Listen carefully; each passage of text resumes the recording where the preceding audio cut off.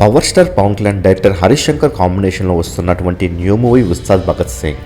ఈ మూవీకి DSP music సమకూరుస్తుండగా మైత్రి మూవీ మేకర్స్ భారీగా నిర్మిస్తున్నారు. ఇప్పటికే ఈ సినిమా షూటింగ్ కంప్లీట్ చేసుకుంది. మరి విషయానికి వచ్చినట్లయితే ఈ సినిమా నుండి ఫస్ట్ సాంగ్ దేఖ్ లేంగే సాలా రిలీజ్ అవి యూట్యూబ్లో సంచలన రికార్డ్స్ను లేపుతుంది. ఏకంగా టాలీవుడ్ పాన్ ఇండియన్ మూవీల ఆల్ టైమ్ రికార్డును లేపేసింది. టాలీవుడ్ సాంగ్స్లో 24 గంటల్లో all time record recent chartbuster అయినటువంటి చిక్రీ సాంగ్ పైన ఉండేది.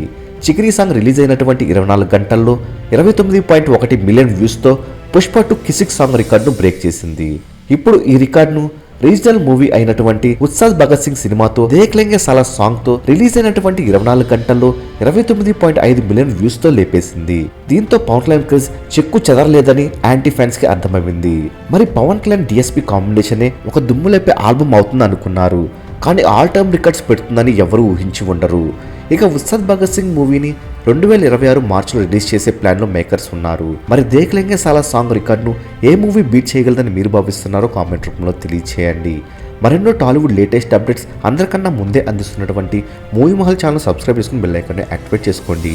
ఈ వీడియో మీకు నచ్చినట్లయితే లైక్ షేర్ కామెంట్ చేసి మూవీ మహల్ ఛానల్ సపోర్ట్ చేయండి.